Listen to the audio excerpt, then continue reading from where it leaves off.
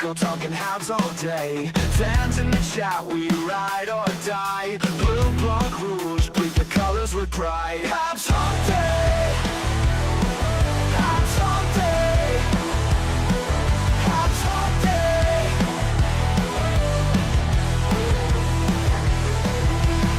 Day. Echoes rise from the forum floor. Bell Center shakes with a thunderous roar. Past and present, side by side. The torch burns on, Canadiens' pride. Habs Hump Day. Habs Hump Day. Habs Hump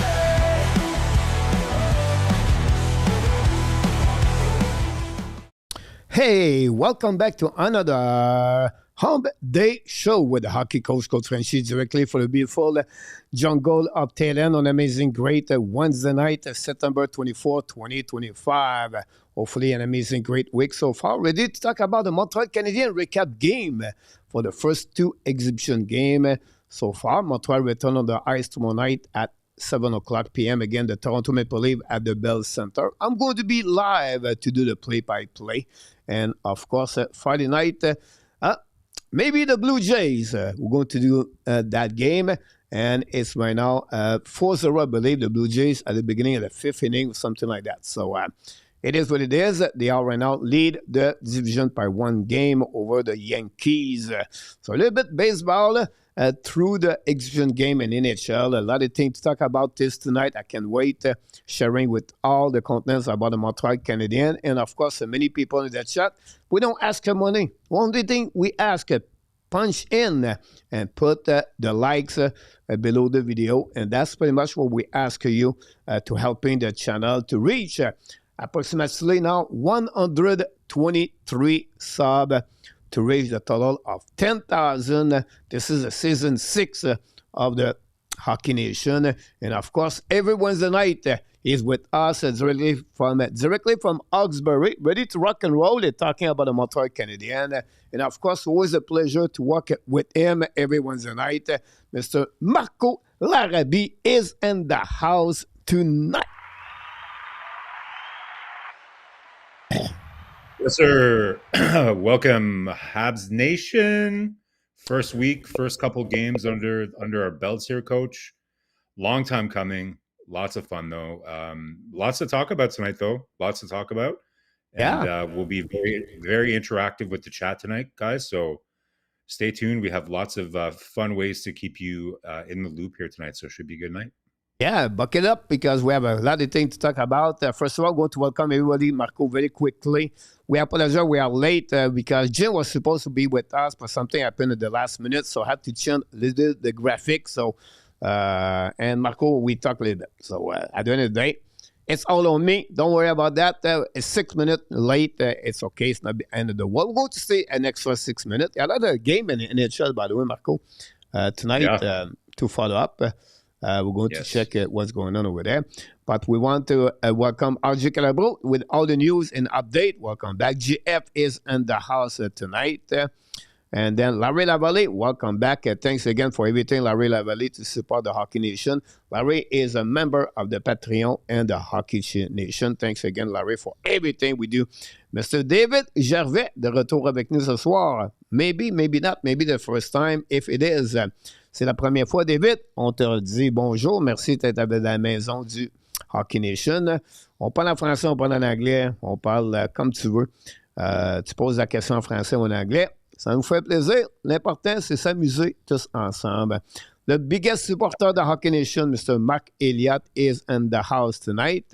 Welcome back. Thanks to be with Hockey Nation show. Xhekaj is hot tonight with all its fun things. Here we go. PS is already back at the ball hockey for me again.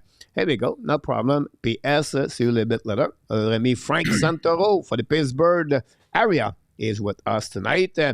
Frank, hopefully you're doing well, my friend. And Luciano. Oh, Luciano changed the logo.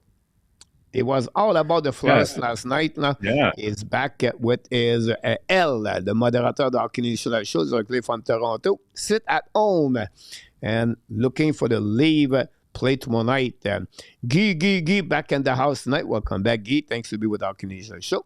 Stan, the man of the stand is with us tonight. Welcome back, Stan. He's always with us every single night. Thanks for your support to be with us, Stan. We appreciate a lot for everything. Billy from Nova Scotia is back in the house. I don't know what's the weather over there, but hopefully you're doing well, Mr. Billy. Claude Richard, directement de la capitale du Canada, à Ottawa. Donny Bird, Mr. Marko. Claude Richard, great to follow. You follow me on my TikTok, Marko, by the way. I finally get my first 1,000 viewers 2 days ago on my TikTok about the Montreal Canadiens. Every day is about Montreal, but I don't know what it was, but 1,000 first time. So I was very happy about that, but it takes time. It's okay, because in the future, I would like to create some kind of live stream on the TikTok, but I'm getting more. GF is back with us. Thanks to be with our Canadian Live Show.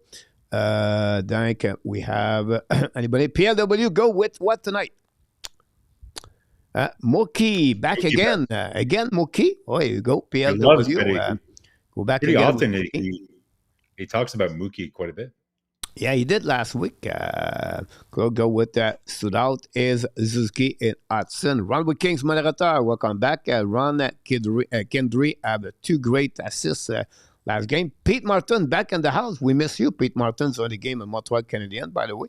Glad to see you. Mr. Chris also welcome back. Thanks to be with our Canadian Live Show. And don't forget, please, to click on the like. Everything what we do at the beginning of the show, we do what, Marco? We love doing our headlines, Coach. Got to do the headlines. You're absolutely right about that. And let's start with the first of the night. And before that, just a quick for everybody. Magical night for the Mr. Xhekaj. So, Mr. Marco. Yeah, Coach. Like, this kind of went under the radar a little bit this summer. I remember seeing this come across my X feed that Alex Newhook was training, and what you see here is Alex Newhook taking faceoffs with Will Smith from the San Jose Sharks, and that dark gentleman in the middle is none other than Monsieur Patrice Bergeron, Mr. Selke Trophy, Mr. 56% in the draw year after year, Patrice Bergeron. And listen, I know it's very early, right? But early returns on that training looking pretty good.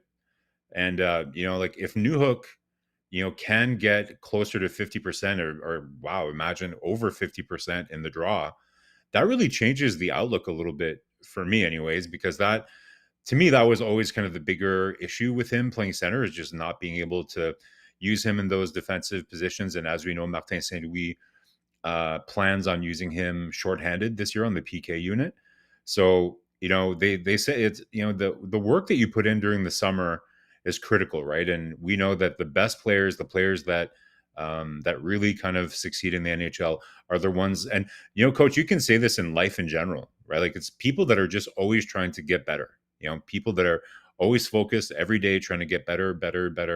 Those are the people that succeed in life. So, happy, and that's the theme we hear from a lot of Montreal Canadiens this summer. We heard about Xhekaj, Slavkovsky, Joshua Roy, everybody. On prend les bouchées doubles cet été. Like really kind of trying to get ready for camp. And listen, like if he's able to unlock that new skill and get that face-off percentage up, then I think it's a pretty big game changer, right? And we're going to talk about different races that we have in the training camp, but that I think would spell not so good news for Mr. Joe Veleno, because that was probably the main reason why he got signed, is to take some of those face-offs. And we'll talk about how he did. I think he had a pretty good first showing and everything. But Coach, I don't know what you think, but great ambition, by Newhook this summer, to get this extra work. And who better to do it with than Mr. Patrice Bergeron? I'm sorry about that. I apologize, Marco, but Gay Raoult got kicked out of the game with a strikeout, and I want to mention that.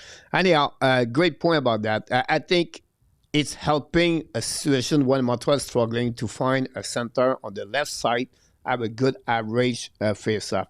I don't need to hit 50 right now, but with approximately 40 to 42 the last year, I think if Newhook can hit 46, 47, 48, well, it become a shift, an average number for all the players under 25 years old in NHL, Marco, 46%, 47. If you can get hanging there, and most important, one is on this strong side of on the face-off, that will helping Montreal at this situation important like on the PK example, because he's supposed to be another unit on the unit PK for the Montreal. So you're absolutely right about that. The fact like he will help in the Montreal Canadiens. I don't see that will maybe change the situation for Joe Veleno, but that will give another option for Martin St. Louis to use for upcoming. And N26 mentioned that. Who knows? After that, it could maybe fill up the second line if it's necessary. I don't say he have to be there, or I don't say he would be there, but if it's necessary. So option for Martin St. Louis, and I think this is the right things to see that. I always said, I know you disagree with me, but I always said the way I would see the Montreal Canadiens, Newhook at that moment would be a center to fill the hole until other players step up. And I will see.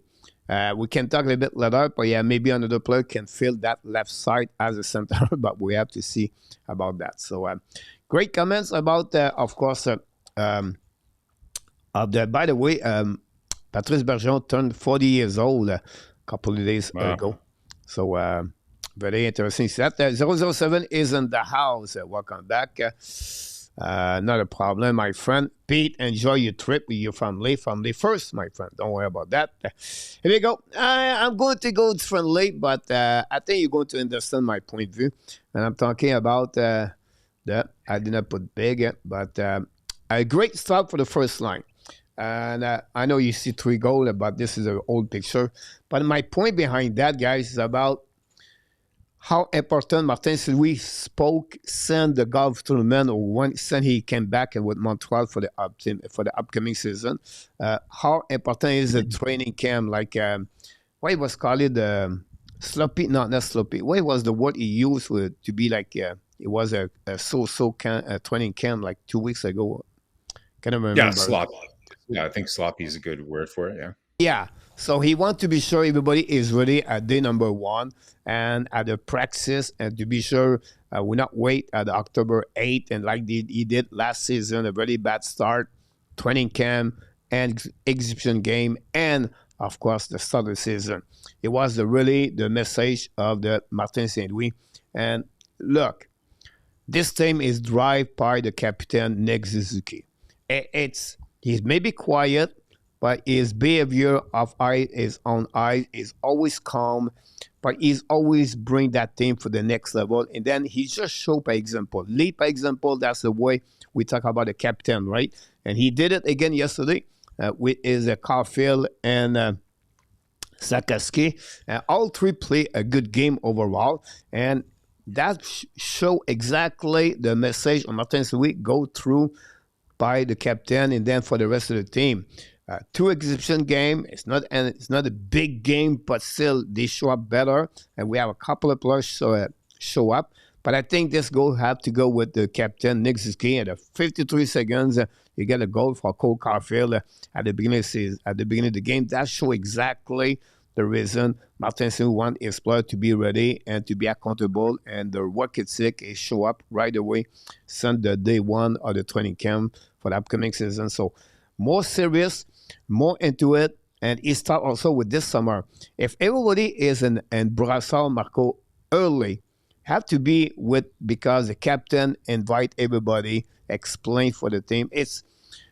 I know we are fans of the Montreal Canadiens. I know we push a bit more at what you're supposed to be, but at the end of the day, I write around other team, and you go around the other team. It's nowhere close who we are in Montreal right now. That team is getting special. That team is go to the next level.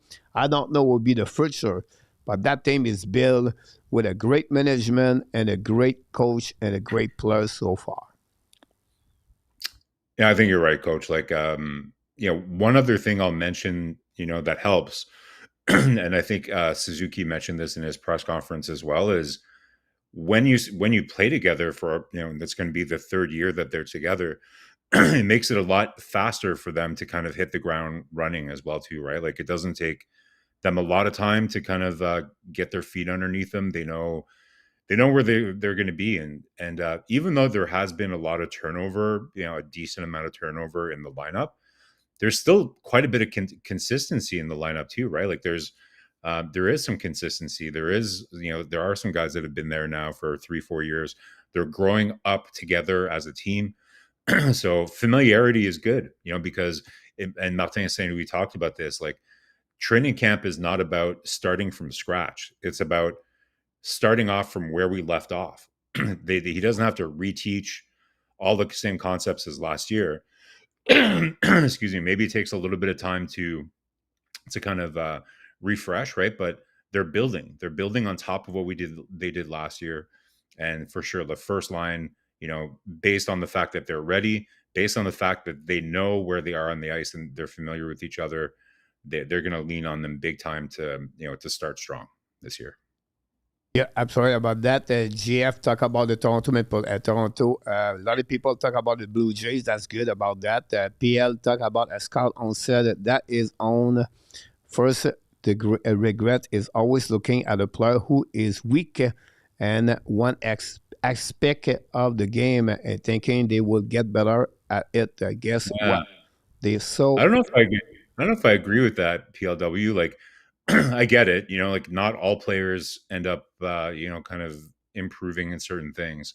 But like I'm saying is, good people generally are people that work hard and try to improve, right? So I think there are certain things you can kind of predict that they're going to get better at, but sometimes you can't overlook something. So I'll agree with you part way, but I still believe that people can improve and so forth. All right. The headline is over. Like we do usually, we talk about the NHL news, guys, about 15 minutes, and then we can come back with Montreal Canadiens for the rest of the show. So don't go nowhere. Don't forget, please, to click on the like. If you don't mind, that'd be great. We appreciate a lot all the people with us tonight on the great Wednesday night. Tomorrow night, Montreal owes the Toronto Maple Leafs. Here we go. We have an answer to you, PLW. Maybe not the answer to you, but he said... young players straight remains their strength throughout their camp, through their career and their weaknesses, but most often remain their weakness. About that. Listen, yeah, like there's certain things that, not every player is like a 4 or 5 tool player, right? But, ultimately you need some like Martin Saint Louis calls it an edge. You need some type of edge to really make it in the NHL. But I think if you can improve marginally on some of the things, whether it's just a little bit of speed or a little bit of more agility, or your hockey sense, like again, it's all a matter of how hard you work. The best players in the game, there's no coincidence. The best players in the game are the ones that work the hardest. That's really what it comes down to. Here we go. Very great news. But very bad news. Edmonton Oilers signed Vasily Babkolzin, a 3-year deal at $2.95 million, like 2 days ago, I believe, or maybe yesterday. Cannot remember. I think it was 2 days. Anyhow, it was hug the players, and they make a special presentation on the middle of the ice. It was really done, well done by the coach, everything like that. And obviously today his dad passed away. Tragically, and last his dad had to leave for back in Russia, and he's only 24 years old, by the way, and very bad news for him. So we wish the best for the family. Prayer top for the family, and at the end of the day, Marco, hockey is just a sport, and life is what it's all about at the end, and they are human beings. So very sad news to those of you that way, right? You know what I mean? Like he was not sick; he just signed. Yeah, like especially, and we sometimes forget that some of these players, that are completely across the world away from their families. It's a tough.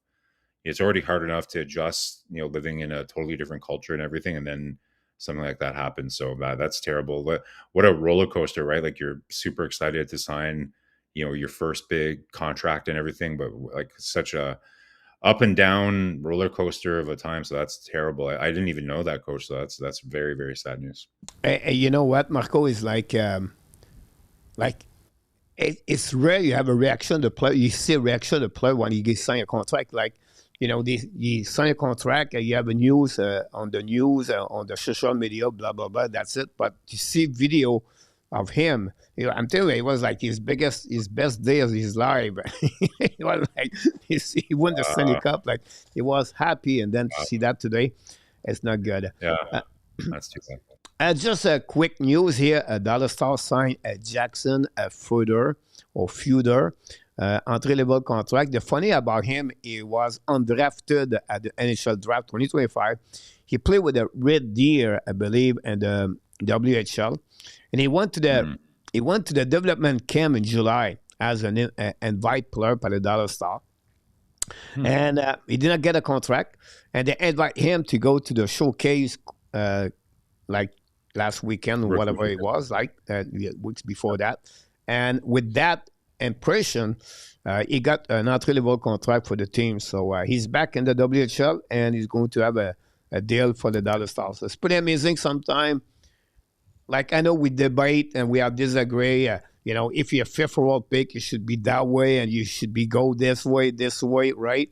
But you can also play never drafted like Xhekaj. And that's another good example. I know he's going to play in NHL, but it's just a selection, Marco, does not guarantee you a job, and you should be that level. It's up and down. You never know the development of someone.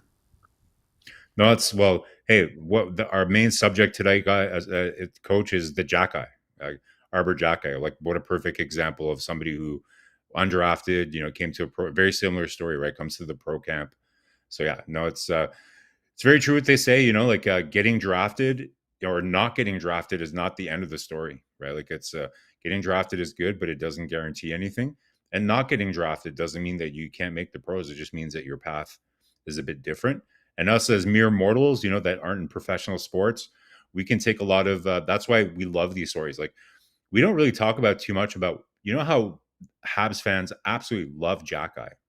I think it's more than just because he can fight and he's strong and he's tough.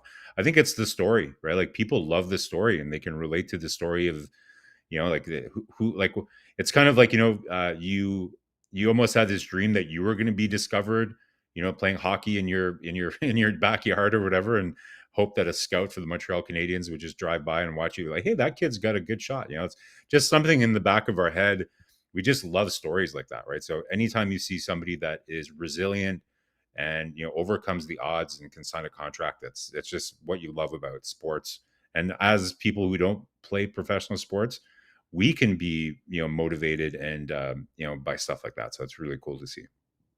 You said about that, and Mr. Costco, and you have a Kirkland, I believe, another one over there. So we have it's fun to see the trajectory of what they are, everything. Quick, more information, guys, about the NHL. I was expecting Jim to be with us. I want to talk about Luke Hughes and McDavid contract. And it's both, but not both. Jim Fitzgerald for the Devils said he don't expect too much. He don't expect it's going to be a problem. He expect him to be ready. McDavid's not looking good right now, and we have to see two RFA, two young players, 23 years old, and really a good important piece of the puzzle for their team. But hope this is going to fix everything, and that will give a little bit more education for the next deal for the NHL after that. But if 30 seconds, Marco, what is your thought about this? What do you think could happen? Yeah, then you have Evangelista as well too. That's still out there, right? I think they're a little bit different situations. Like with Hughes, I think it's just a matter. Like, I think they both want the same thing, but they're just trying to figure out the AAV. To me, the more interesting one is McTavish, right? Because, this, I can draw a direct parallel between how Dubas managed the Toronto Maple Leafs when he was signing Tavares, Marner, Matthews, and Nylander. And some say that he made a lot of mistakes in how he negotiated those contracts. And then you have Pat Verbeek, who's trying not to repeat those same mistakes. Like, to me, it's less about Mason McTavish with Verbeek. he knows that he has a lot of other contracts that he's going to need to negotiate here in the next year and a half, with Carlson, with Mintikov. Like, there's just like Gauthier. Like, there's just a lot of really good players in Anaheim, and he needs to be really careful. So I think, it's kind of like the Alamo coach. I don't know if you know your history, but it's kind of like, whoa, everything okay there? Yeah, something happened. I don't know. Oh, you're getting attacked by another lizard, or I heard a big noise, like Okay, I don't know. All right, I thought something fall, but I don't know. Okay. Maybe outside. All right. I don't know. You look good. You look like you're safe. That's good. But yeah, so I think for Verbeek, he's got a lot on the line, right? Like on what happens with this contract. He's really kind of careful about what kind of precedent that he's setting with all these other deals that he's going to have. So I find that fascinating. This is just the Boston Red Sox 7-0, guys. Yikes. The pressure slowly starting to build on the Toronto Blue Jays here, guys. I know they already clinched their playoff spot, but you would really like to have that bye, winning the division, right? But anyways, a whole other topic. But yeah, very interesting, coach. The longer it goes with McTavish, the more questions, especially here in Montreal Canadiens land. We know how much discussion there's been about there, but apparently Verbeek is literally hanging up on people when they call and ask about McTavish. He's not at all entertaining any kind of trade talks for him right now. So we're going to see. It looks like it's going to be a long one with McTavish. If I had to guess, Luke Hughes, I think, will probably get settled before McTavish. Yeah, absolutely about that, for sure. A couple of comments from David Gervais. Merci beaucoup. N26, A2, welcome back in the house. GF, of course. Marissa Bial, welcome back. Thanks to be with our Canadian show. Break running in the house. No, it's, I find out I have like a bottle of water with full ice, and then they just fall. Oh. But he fall the right way. He fall on the top of my bottle. So it's pretty amazing. Like you flip your bottle, usually you try to get at the top. Yeah. He fall on the top. So it's all good. I still survive. A couple of news, and NHL camp guy for the injury, so you can a little bit more know what's going on. The Nashville announced Nicolas Hag, 4 to 6 weeks, an upper body, unfortunately for him, new team. And the bad news continues for the Breads, the Predators. Ottawa announced Drew Batterson will be out for 2 weeks. Expect maybe to start the season, not sure. And then New York Canada's captain Anders Lee out for 2 weeks also. All three with upper body injury. Yeah, that's a bad. Yeah, Go ahead. that's pretty impactful for the Sens, especially. Like, that's a big piece. Batherson is a big piece for them. Yeah. Yikes. Yeah, absolutely. The camp for St. Louis Blues, Snoggerud and Lucic day-to-day for that. Forget the 4 to 6. I forgot to delete that. Dallas announced that Jimmy Benn is going to be day-to-day, like Rand Langren for the Seattle Kraken. And then the Pittsburgh also announced the Goaltender Blovis. All of them are going to be a day-to-day, not major. And we have to follow up what's going on. And then I just got that news a couple of minutes ago. Varlamov, not close to returning. We know Varlamov missed almost the half of the season last year. And now is on the, could be on the LG long-term injury reserve for the New York Canadiens. That's covered, guys, all the news around the NHL around for the last couple of days happening. So let's just jump in here to talk about the ad news. Before that, we have a couple of news. A2 said, Doug Davidson, Kidney, Roy, Farrell, Trudeau, all are free next year. Will the Habs keep them all around? No. That is a very interesting question. That is very interesting. Coach, we talked about this, I think, last year. And this is the issue when you have so many draft picks in such a short period of time. It's inevitable, guys, that Montreal's going to lose some players for nothing, for waivers, or for very little value. And that's the danger. I guess it's a strategy you have, okay, let's just shoot a whole bunch of darts at the board. And, there's probably not going to be enough darts. We're going to have too many darts, and there's going to be some of them that miss, but there's going to be some of the darts that are good, but we're just not going to have enough room for those, right? So I have that concern for sure. Like there's going to be some players like especially on the back end here, right? Like like Struble, Engstrom, and Xhekaj. If you keep Matheson, like geez, like you're gonna end up losing one of those guys on waivers eventually or something like that, right? So I don't see all those guys being retained. Like that's a tough one. Like this is, coach, we talked about it, this year is still all about evaluation. I could see I don't think they're gonna let Waugh walk out the door for nothing. I could see them. I think Tuck to me is kind of played out. I don't see really a future there. Like probably a career AHL kind of player. I think they really like Davidson. I think Farrell is an asset that you can't just like. This is a guy that's already played in the Olympics, right? Like so, I see this as an asset that maybe you can get something for, but I just don't see room for him in the Montreal organization. So it's all about asset management, right? And Montreal can only have 50 contracts, coach, and you have a lot of players still that are not even signed to their entry level contracts that are in Europe or in the NCAA. So there's going to have to be some decisions. Sure. Great point about that, Marco. About that, when you look about that, you have only two names pop up on my head. It's really Kidney and Talk. The rest, I think they're going to resign with the Montreal Canadiens. When you mentioned about the contract limit of 50 is the one problem, but I think they'll be fine. Then Doc and Kidney can resign with the Laval Rocket without to be with the Montreal Canadiens. So they are UFA, but they stay with Laval Rocket. If you think about this guy, if he's okay, no, I don't want to sign. Maybe Montreal is okay, let it go. And maybe try to go with the Boston Bruins or whatever it is. But yeah, back in American Hockey, guys, playing Charlotte versus playing Laval, I'm pretty sure they'll prefer to play in Laval. So they have a think about this. The second thing I would say to you, they're still young, but some of them starting now, and I think you have over 165 players in the American Hockey League last year, moved from that league to go play in KHL and SHL and a Germany league, everything like that, because they can make a little bit more money.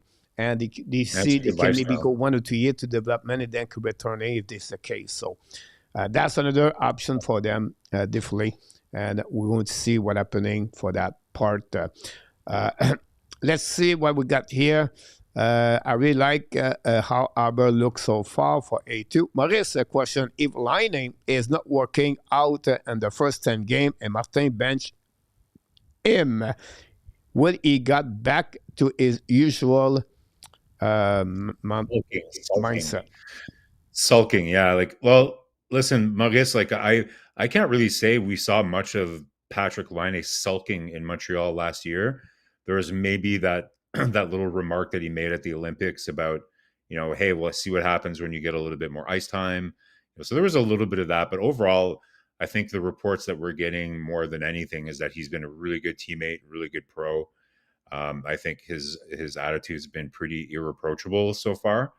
And then again, like St. Louis did kind of manage his ice time towards the end of the year, and I think he handled it more than anything like a pro. But don't forget, guys, like, Patrick Laine didn't really kind of have the opportunity to train last year. He did have, a wrist injury towards the end of the year. So listen, I'm going into it with like a clean slate for him.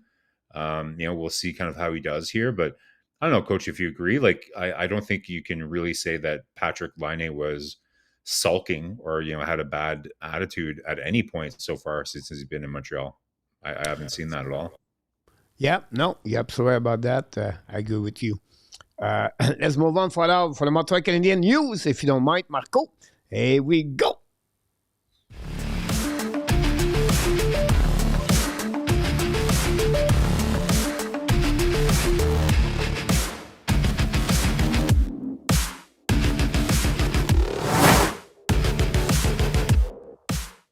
Here we go. We're going to talk about the recap game for the Montreal Canadiens, the first two games. And then I'm going to throw the different players. and then the stood out players, of course. And then we're going to get, for first time, we're going to talk about what, Marco?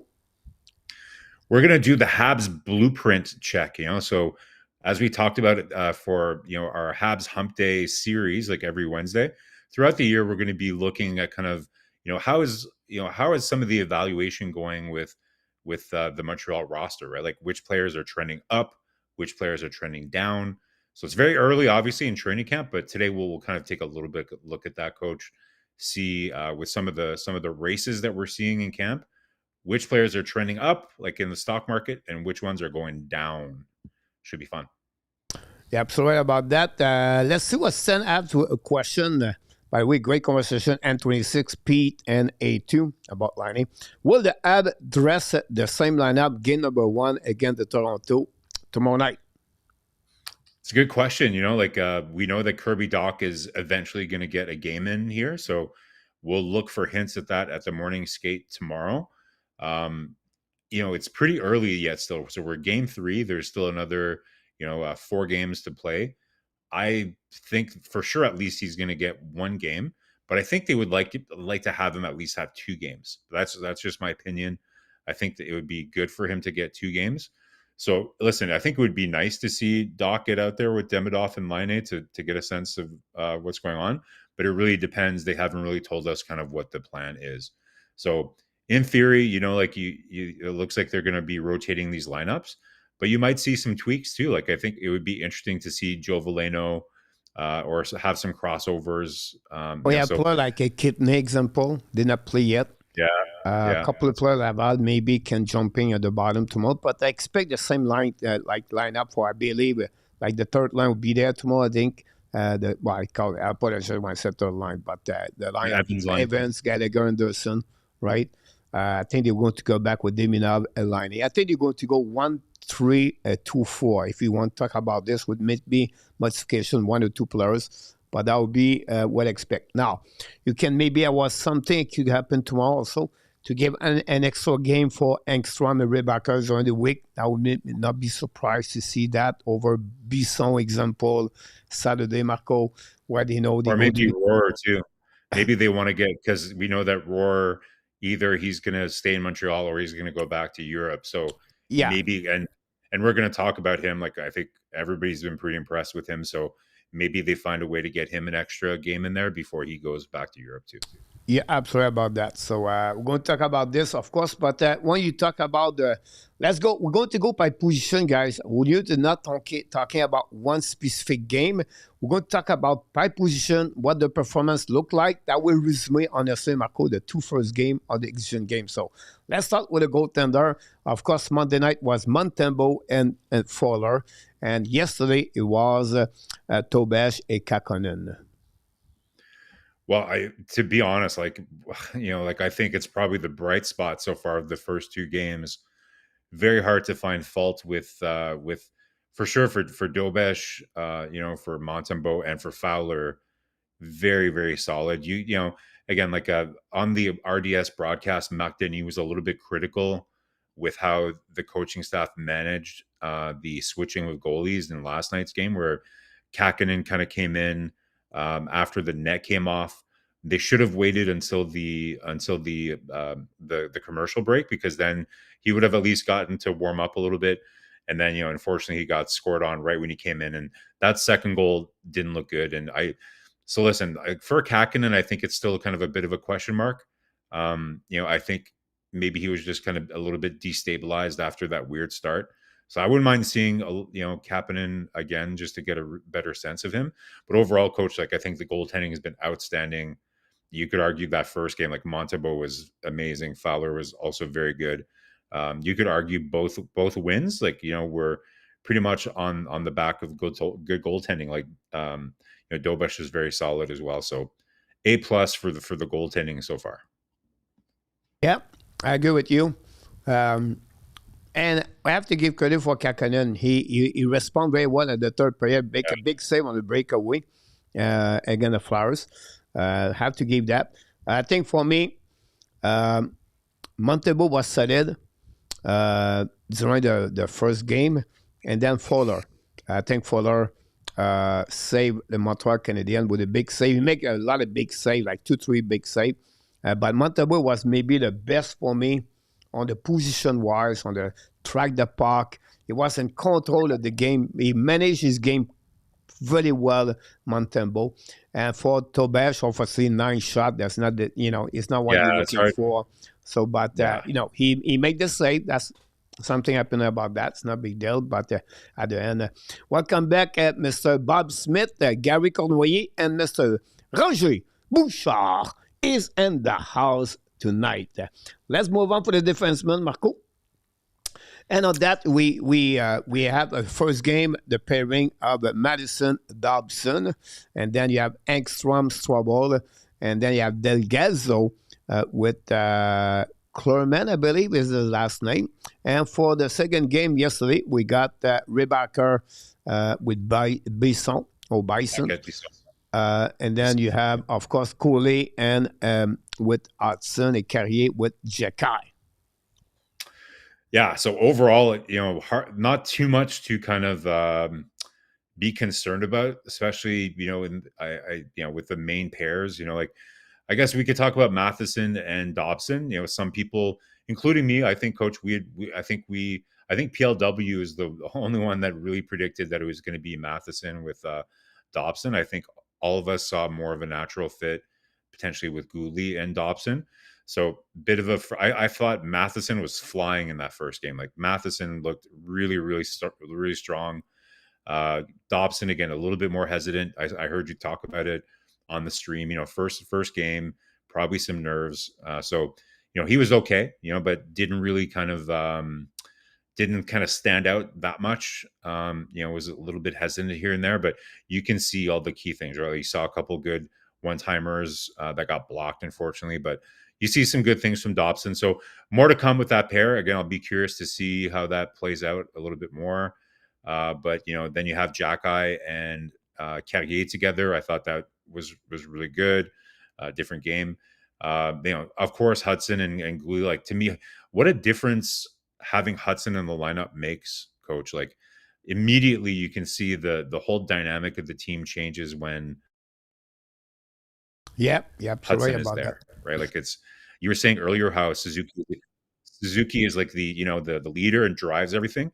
I put Hudson right behind him, like in terms of what he does on the ice. He's right there with Suzuki in terms of how important he is driving everything that happens. He's a true general, creating things that nobody else on the team can do. So, that's pretty obvious, right? So for the less obvious ones, so, we know that there was, again, some kinks in Reinbacher's game. I've talked about this leading into the summer, Coach. Like the way that Reinbacher was going to be able to make the lineup this year was proving to Martin Saint-Louis that he could do the safe, dependable things well. Coaches like safe and dependable, especially when it comes to bottom pairing defensemen. And unfortunately, we're just not seeing that from Reinbacher at this stage. That's what we thought was going to be a strength, right? Just doing simple, basic things. I don't think, I'm not panicking with Reinbacher. I guess, really it's just a matter of getting more reps, down in Laval. But even basic things, Coach, like his puck retrievals, what I was noticing is that he was doing good. Like, he would win a battle, but instead of moving his feet, he just stops skating and he's trying to stick handle through guys, as he has the puck behind his net. Just move your feet, man. You need to pivot away from those retrievals and move the puck a lot faster. He's getting kind of trapped in there.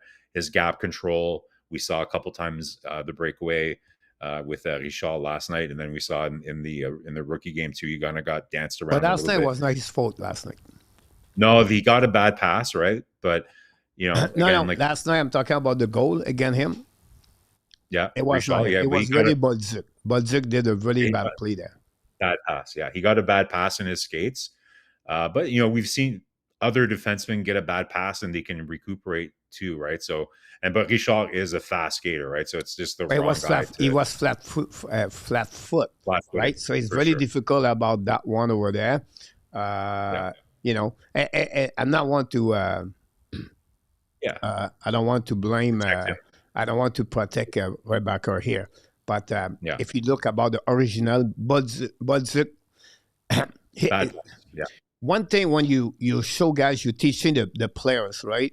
Always take a picture. I always tell everybody, every players, take picture, take picture, take picture. When you take a picture, is I see, where are my players? Where are they on the ice?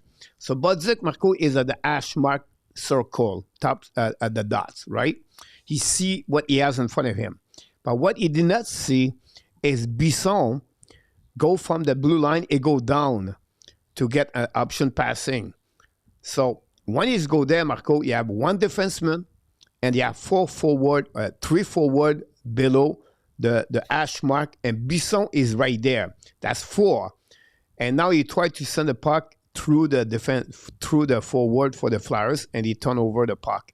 But if you read the play, the sample for Budzik is run the puck around the board, and that's it. The play is constant right there. But he's just, how we say that en anglais, quand tu lis le jeu mal, bad read. Bad read, right? That's happening to him, and that's create the turnover after that because now you become a 2 versus 1. I want to mention one thing here, guys.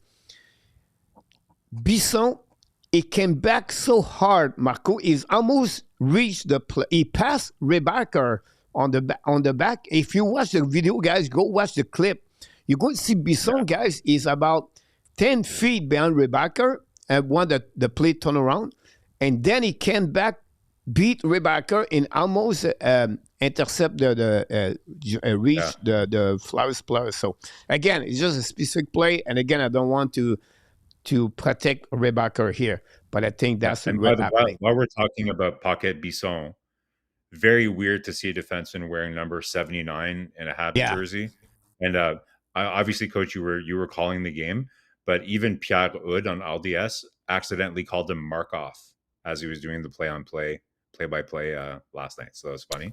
But so right, like, listen, I see comments from Mark, like, listen, I don't think we're protecting Reinbacher. Like I said, like, definitely, I agree with you, Mark. Like, he was hesitant back there instead of moving his feet, looking for quick outlets. So definitely a little bit of confidence. But again, I think exactly that was the word I want to bring to you after that. The confidence right there, guys. By the way, I don't know if you pay attention, but don't know at that moment. But he go back to retrieve the puck in the corner. Did you see the picture when his knee bent? Yeah. Like, guys, it's almost like after he's going to be hurt again. The knee got down like bent like this again, and he came back after that. Was a good news. It's all about adaptation, guys. The guy did not play last season. Just let him time. And he's only 22 years old. I'm not worried about him yet. No doubt he's going to reset. Like, honestly, we talk about defensemen. I did not like Engstrom a lot last game. It was for me. It was disappointed for me. Both disappointed. We were expecting a bit more hungry, whatever it is. It's not perfect. It's normal. Go back to Laval. Walk there. Go get your minute. Get better. And can the call back later. We'll see what he's going to develop. But there are no concern there. Just let them to develop in Laval. That would be great. So far, we passed all summer, you and me and many people in the chat talking about Cooley and Madison and Dobson and Cooley together. And it looked like Martin St-Louis is right now. Both pair is good. But I will tell you one thing about defensemen last night. Marco, what a difference to have Lane Hudson on the ice, Marco. With all the respect for Dobson, Madison, and the rest of the defensemen, Marco. When Lane Hudson is on the ice, I don't know it's me, but maybe you guys also, you feel the same way.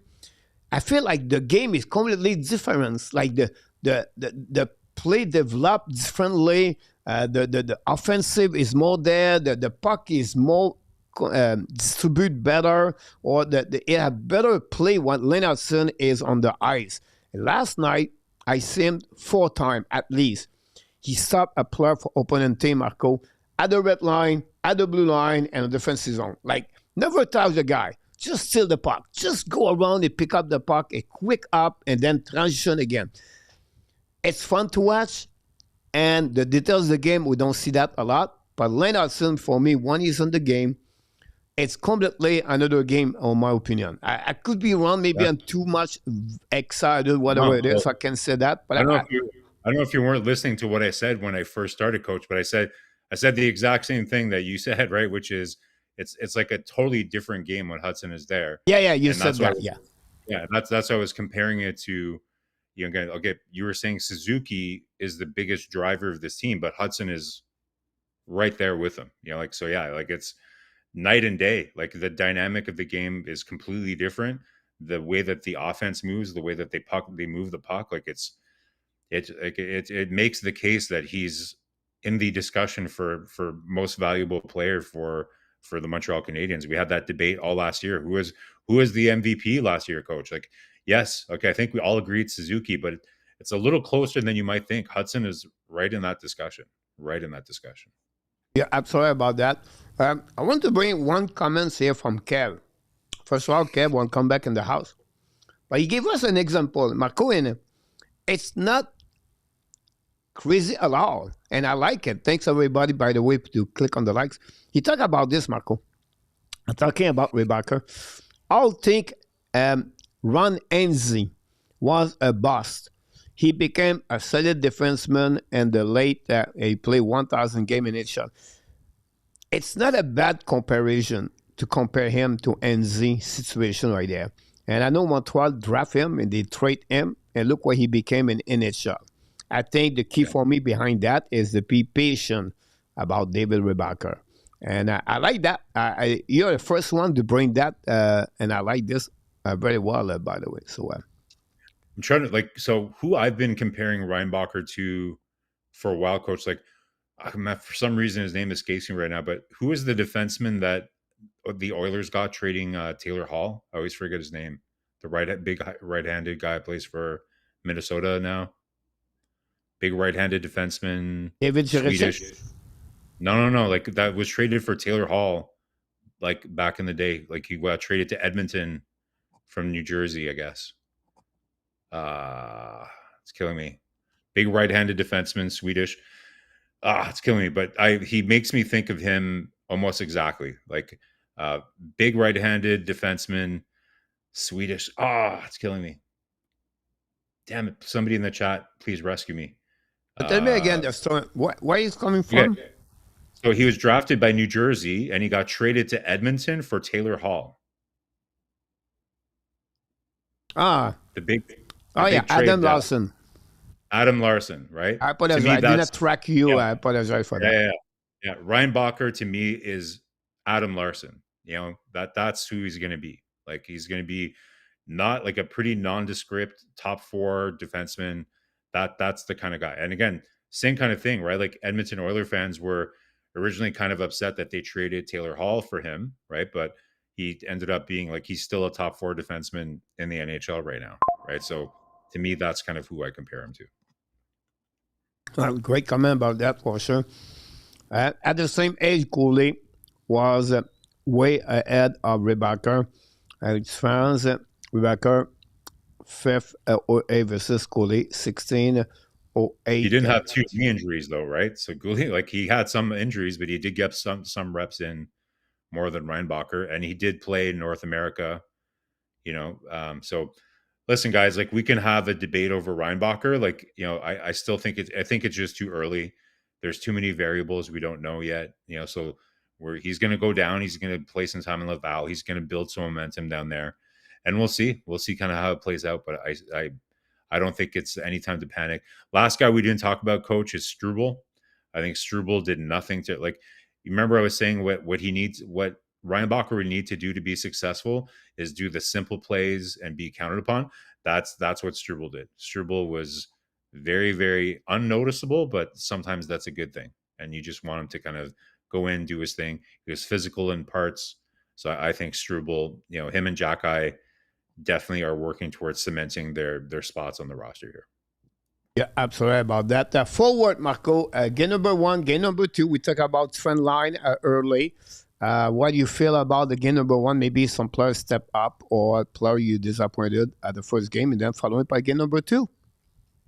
Yeah. So for game number one, a little bit of an uneven effort. I would say like the Demidov line, didn't like I think at certain times, Coach. I don't know if you agreed, but I felt Demidov seemed a little bit frustrated at times. Like it started off, he had there was that high hit from the defenseman. I forget, he left his feet and hit him, and he kind of like cross checked him in the back of the neck, and I don't know. I felt that kind of like put him off a little bit. Like I still think Demidov had a strong game, but he did look a little bit frustrated.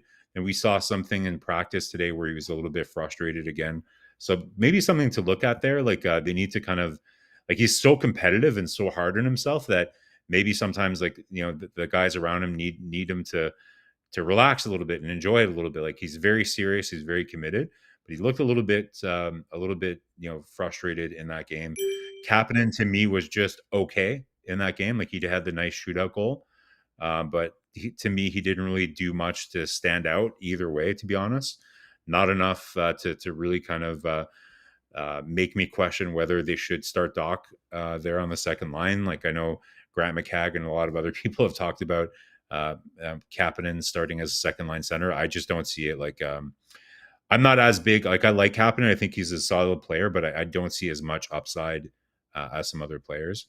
I think Machar had a really, really strong game as well too. Like I know people were gushing all over Beck, and he did score that goal. But I think Machar was like right there with Beck, like in terms of what he created. Beck obviously was a little bit more physical in that game. But overall, like the Evans line is kind of what you would expect it to be. Good for them to get some reps. So we kind of didn't get too many surprises in that first game. Laine, I felt, had a really strong start to the game. Was had that really nice kind of move and almost like a breakaway.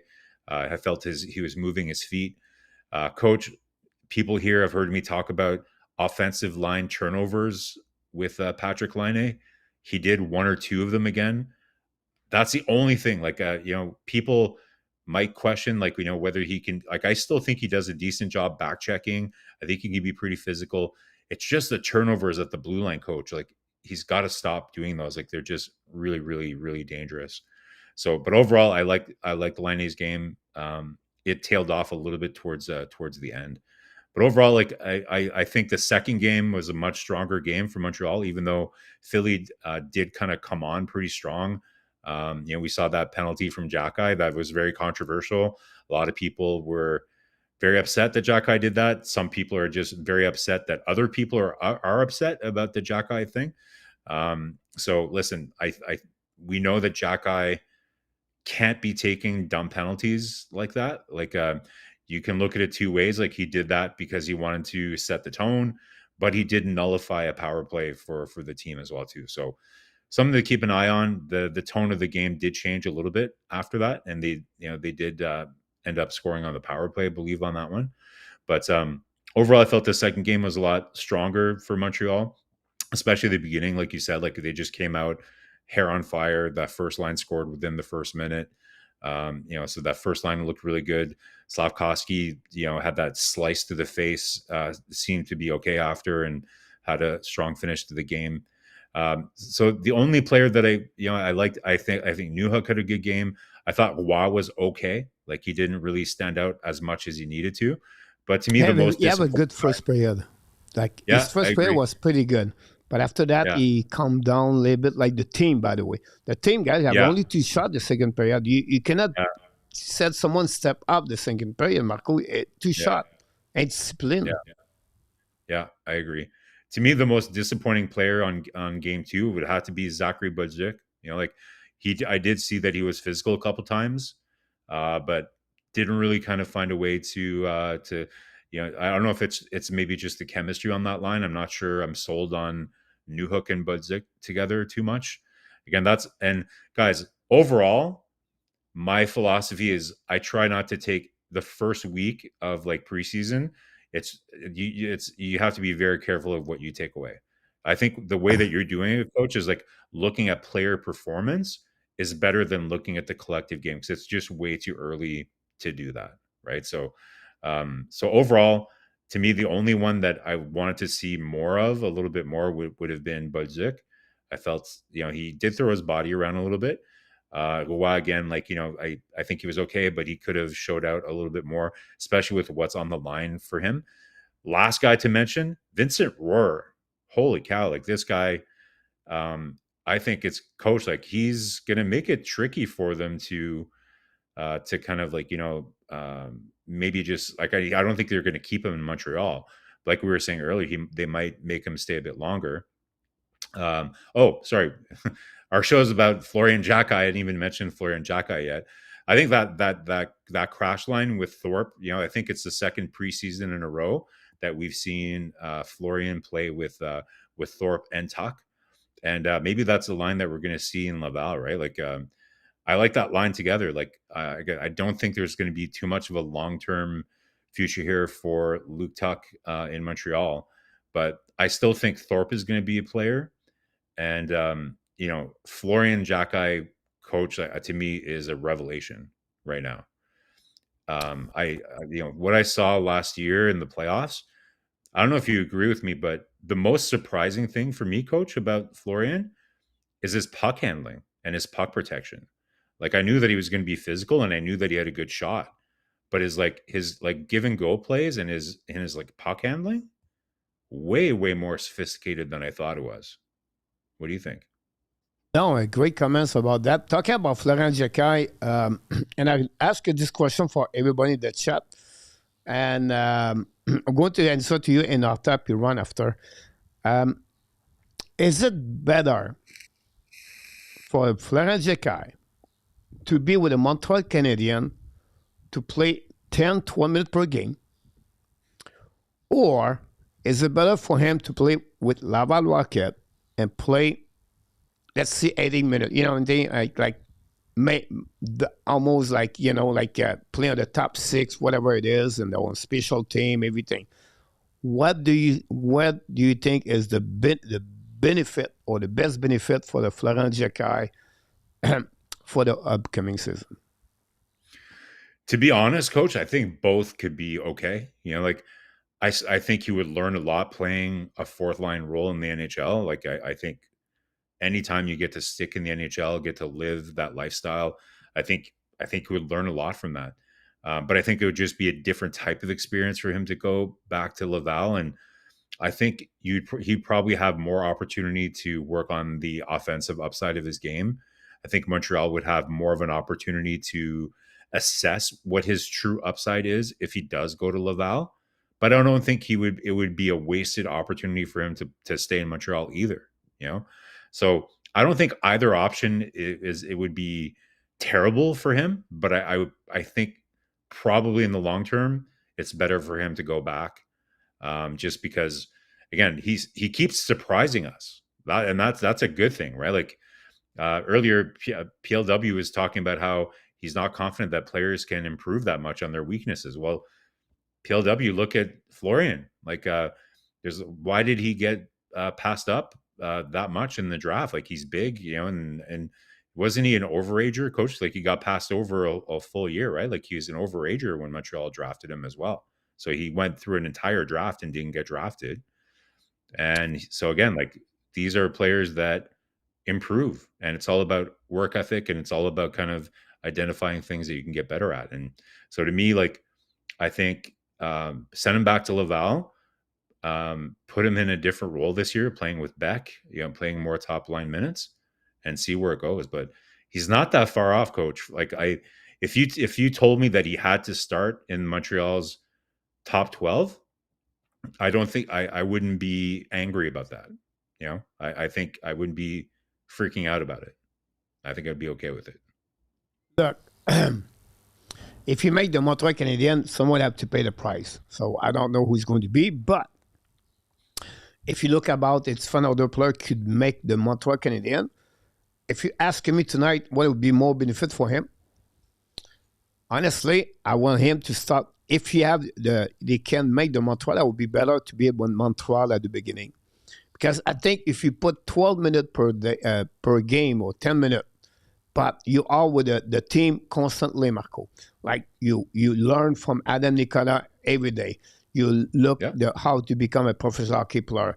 And that will bring also Montreal Canadiens a dimension of the player we don't have in the lineup. That's another thing right there. It's another left center. He's also not bad on the responsible. Look, I don't say he have to, but if you compare both of them, I don't have no problem if he can start on the. I just see a goal of the Seattle Kraken, so that's the reason. Yeah, I'm watching the same game. Yeah, so, Coach, would you? Is it Ficus? Furcus, yeah. That was a nice spin around there before. I watched, but just while we're talking about the Seattle Kraken, remember, Coach, we were debating about Berkeley Catton. So I watched the game last night. I don't know if you watched it, but I don't know. I still think we made the right choice not taking. I always said, I have two players. I said the last 2 years, Catton and Misa, like the year before the July before they got drafted. The year after that, I said Michael Misa last year for Montreal, and I said Berkeley Catton for the Montreal Canadiens. I always said that from day one, and this year I will have to pick one. I just did my top 32 yesterday, Marco, on my draft 2026. So I just start I get 60 players, but I get always my 32, and then I make all the information. But we'll see. Florent Xhekaj is going to start now in Montreal Canadiens. On my side, my question, Coach, is okay. So, if today you were Martin, if we gave you the chance to choose, are you starting Joe Veleno or Florian Xhekaj as your fourth line center? If you had the choice, right now I will start with at the beginning of the season. I will start with Florent Xhekaj. Okay. And now I don't want to lose Joe Veleno. So I don't want him to be on the waiver or the center Laval. I would keep him an extra. That gave you the answer for Marco for Enartap. He asked a 13 or 14 forward. I would say Montreal would go with 14 forward. Why? Because they have 7 defensemen. They don't need 8. And that will give the Montreal to get 14 forward plus 2 goaltender for the Montreal. So that answers your question about that. And for Ron, look, the playoff, the excellent game is a great opportunity for the player to get back in shape, and secondly to see the evaluation of the young prospect, what they look like against the professional hockey player. So yes, as the fans, the game is not going to be at top shape because it's not the full lineup. But I think that Colorado fans right now, that's boring for them. They don't have nobody in the pipeline. They have some Barons and then Kevin Bentley, and that's it. But for us, we have about 7, 8, 9, 10, 12, 15 players around Montreal. It's fun to see what they look like Florent Xhekaj example last night, or Rover. I think for me, Rover, we talk about, I think some people compare Newhook like Byron. I would say to you, the closest one for Paul Byron, guys, is Vincent Rover. If you look, some people are comparing him to Gallagher too, though, because of how combative. No. All right, he come on, like he will do a race with Gallagher. Gallagher will be at the red line in the middle of the ice. Rover will be at the goal line at the end. Yeah, but I mean in terms of his like competitiveness, right, and his battle. I completely agree with that part. Like he's not afraid. He run left and right. He is. You know what? I'll be honest with you, and I know you're surprised, but the way he played, it reminds me a little bit like Lennartson moving left and right. Like he's always in action, move his feet. Like this kid is never stopped, like Xhekaj example. He never watched the game. He's always constantly in puck. And when he have the puck, he can move. He can protect the puck too. He's not afraid to go in the corner. Makes things happen, yeah. So for me, it was a little bit my surprise yesterday. And he surprised us at the showcase. So, and he's smart. Sure. You always have like one player that is the surprise of the camp. For sure, Roar is that guy, right? Like you could say Florian is there, but he scored over 20 goals at Laval last year, so we shouldn't be surprised. Maybe you're pleasantly surprised how well he's developing, but Roar is like, I think we kind of forgot about him, right? Like I think we knew, like we talked about him last year, coach, and he played for the 67. So I lived in Ottawa. I saw a couple of games when I was in Ottawa, so I know the player pretty well. But like to me, he's reached definitely a different level, and he's had a lot of success in the Swiss. Like he won a championship there. Like he's playing pretty well up there. He's a pretty important player for that championship team, right? So I really like, and he's a smart kid too, right? Like he's really really smart. So there's a lot to like there. And so I think he's going to go back to Europe. But like we talked about earlier, I wouldn't be surprised if they play him in back-to-back games just to really get a good look at him, similar to what we saw with Kapanen last year, right? Yeah, we're going to see what happened. I think it's time to move up to the next subject. Marco, is about what? Show this out. Yes, the blueprint. So okay, so we're blueprint of the Montreal Canadiens. I'm going to remove that. I apologize for that one, but this is a subject where we talk every Wednesday night. Who is the stock is rising or and falling for the Montreal Canadiens. So every week's the Wednesday night. We have two different subjects going to bring, but because it's not a regular season yet, so we're going to miss what is another subject again? I apologize, I forgot. The other one we're going to do the hump check. So we're going to look at, remember, the hump check. So at the beginning of the year, we made certain, not predictions of what they were going to do, but certain predictions of what we think they need to do to make the playoffs. So we know that they're going to need to score a certain amount of goals per game. So they're going to have a certain amount of goals against per game. So every week we're going to see what the trend is. Like, is Montreal trending in the right direction? So since we don't have regular season games yet, we don't have that's a segment yet. But this is a great opportunity to talk. So the blueprint is all about understanding Kent Hughes and Jeff Gordon this year. They're very much looking, okay, so we're done the asset collection phase of the rebuild. Now it's about roster construction. So we have our blueprint. We have our whiteboard in the GM's office, and we're analyzing players. Okay, so where does this person fit? Is this person trending upwards or downwards? So that's kind of what we're going to do this week, Coach. We've already seen a couple of preseason games. We're going to ask everybody in the chat here. We want your opinion. So chat, please kind of play along here. We're going to name some players, and we're going to ask you, do you think their stock is rising up or is it going down?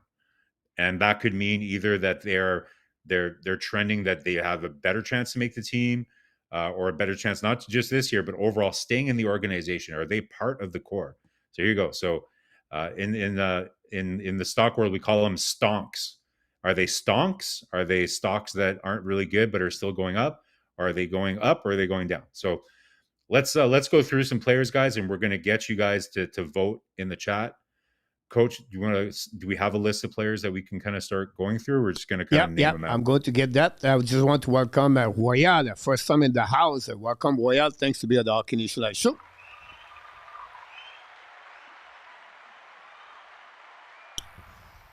Jeff, you're right. I know you're, but I would agree with that one, by the way.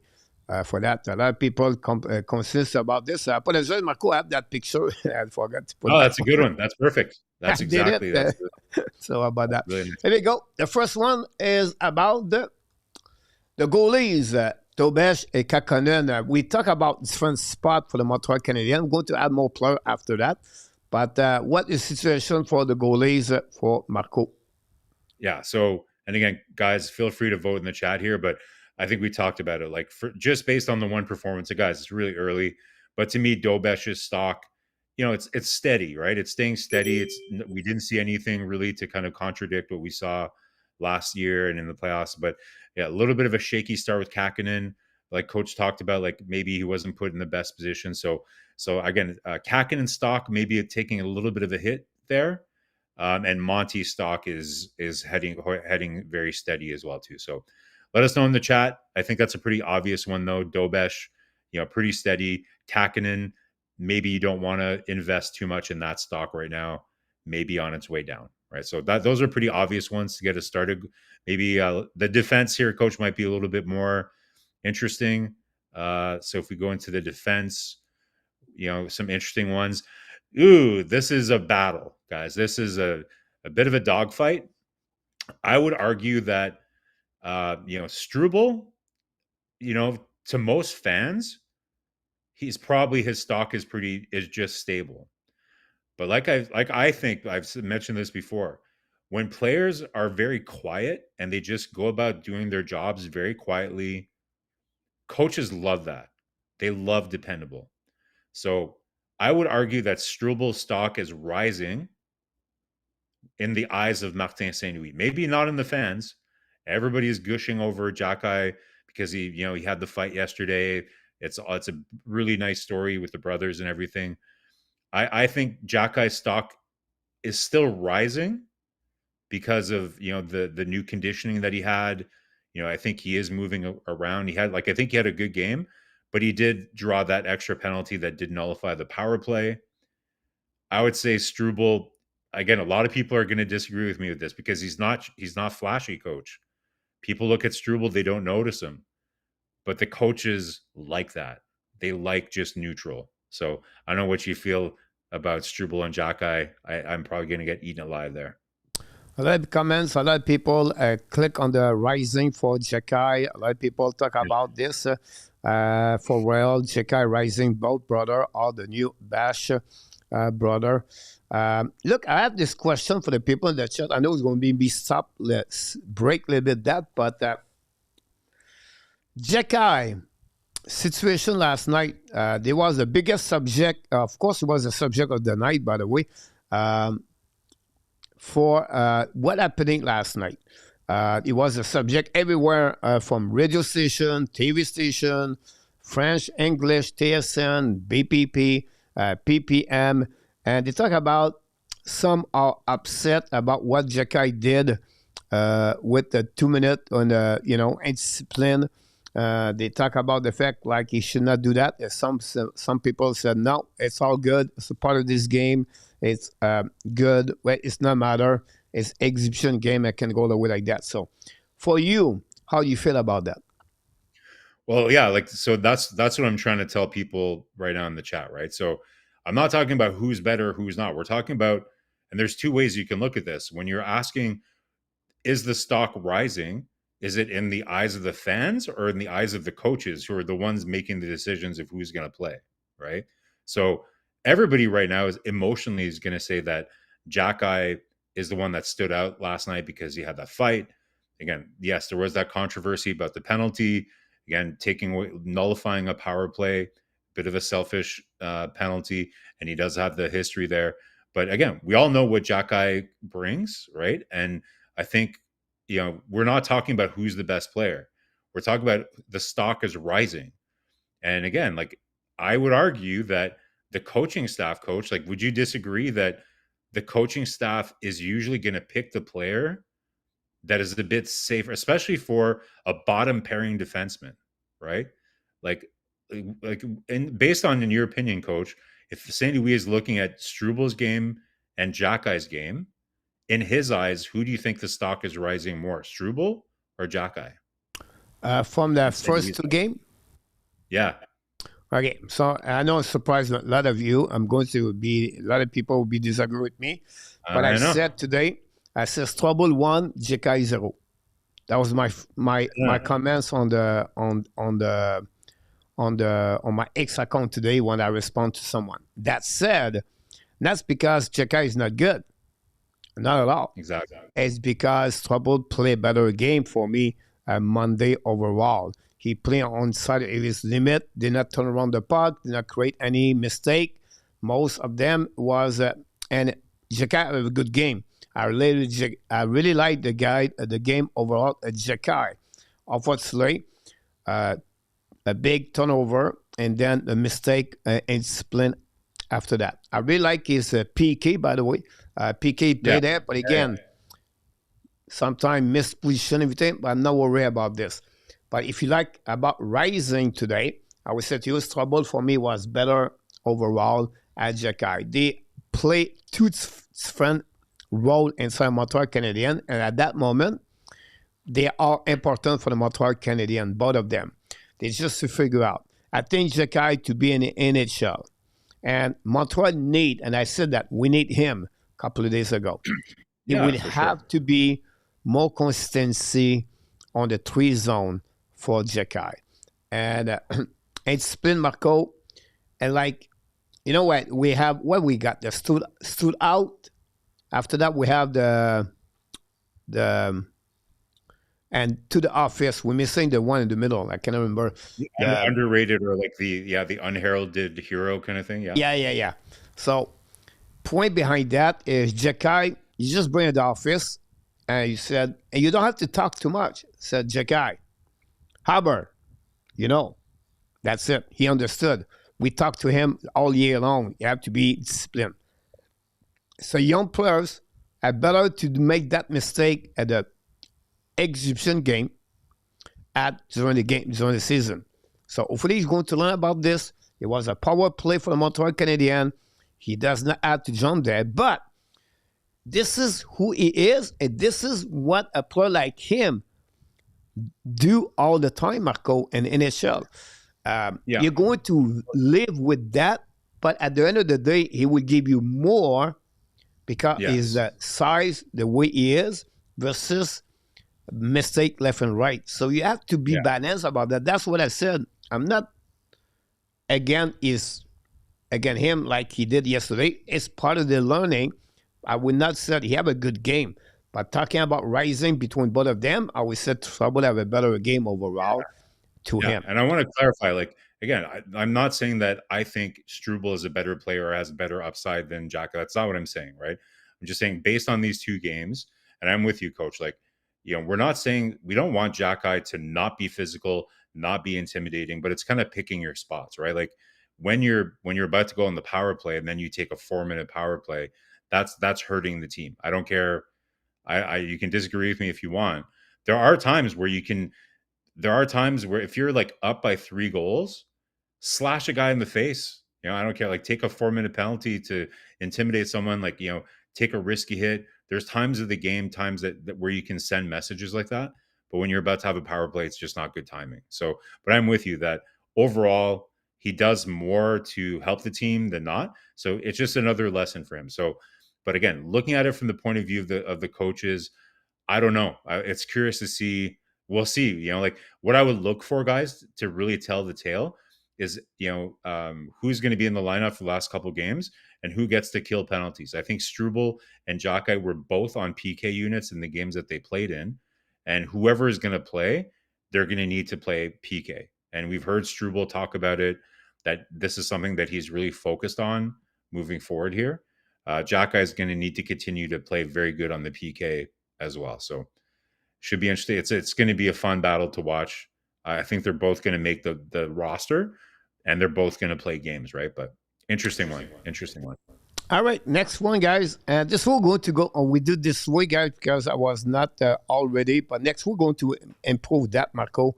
I'm going to make it better for the rising. If I'm going to make graphic because that's what I like to do for that.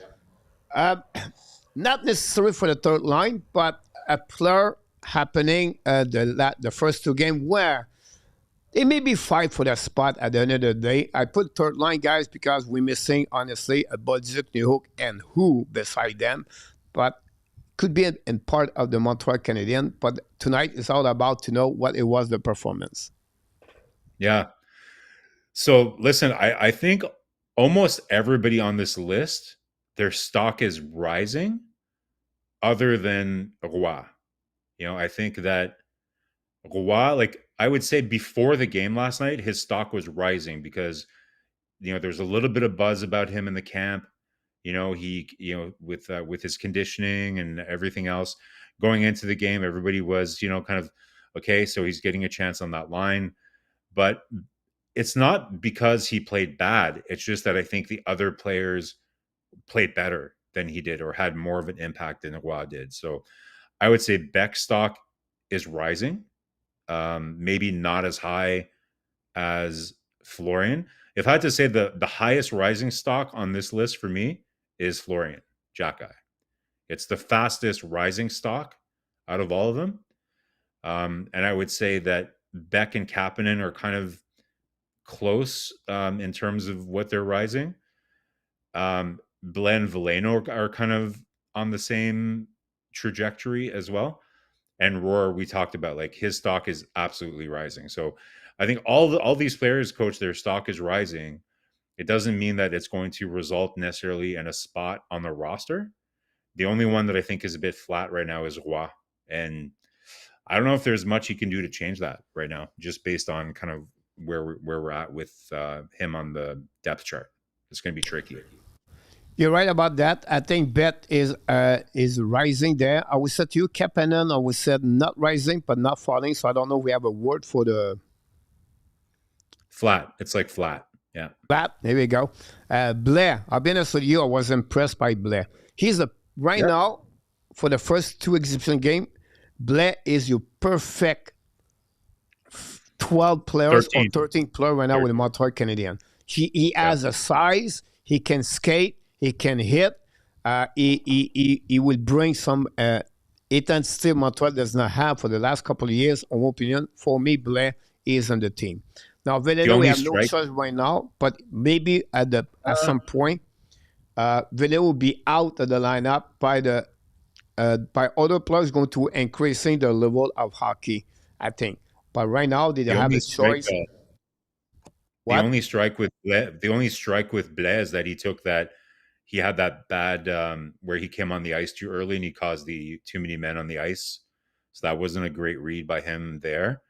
I think Veleno's stock I think his stock went up. Like, I think he had a pretty good game yesterday. You know, his face-offs, though, that's the only thing. But his first, I will be honest with you, Giordano had a really good first period yesterday. It was really impressive for me yesterday. Unfortunately, Marco, like I said, you have no players step up at the second period. Like, no one of them. And it took only Sakowski come back. When Sakowski come back, I think they readjust all the line together, Marco. Like, they came back like a 4-line full 12, right? And then you got, before that, during the second period, the fight with Xhekaj, of course. And then you have at some point, they play only with 10 forward, Montreal Canadiens. So it was unbalanced, right? The play was switching. But after that, I think for Veleno, the second half of the game, it was honestly a little bit more difficult. But Constantin will be the reason why. But Xhekaj, a really good game. Roy, flat for me right now. If you want to make the team, you have to step up more. Rower was impressive. For me, I'll be honest with you, for that list, Xhekaj, Rower, Blair is my, Xhekaj, Rower, Blair are really high. Beck, yes. And then barely a little bit high on Veleno, and then Kapanen and Roy flat, in my opinion. That's what I see for that list. I don't know if you agree with that. Yeah, I'm with you with those. Like, I think that's fair. You know, like, but Roar, like, so, and what's interesting, coach, is just because your stock is rising, it doesn't necessarily mean that you're going to make the lineup, right? But what we're talking about, guys, is overall in how the organization sees you as part of the core, you know, as part of the solution, not just for this season, but overall as part of the roster moving forward, right? So I think you're right in your analysis there. All right, let's go to I have more player for you. One is right here, Bolduc. Yeah. Listen, I think I'll say he's flat. Like, it's flat. Like, I don't think his stock went down. I think there's still a lot of optimism with what he's going to do. Definitely, if we had as a stock Newhook and Bolduc playing together, that stock would be going down. I didn't like what I saw with those two together, but I'll say that for me, it's flat with Bolduc. Like I say, everybody's still very excited to see what Bolduc is going to do, but just based on that first game, I don't think, you know, his stock is rising higher than it was before the game. Like, I don't think he did anything to help himself, like to make a case that he, you know, some people were talking, I think it was, you mentioned it, Coach, Jean-Claude Lavoie was talking about replacing Slafkovsky on the first line and putting Bolduc there. You know, nothing that he did in that game would show that would be something that you should do right now, right? So, yeah, it's too early. Like A2's right, it's too early. I'd say he's flat.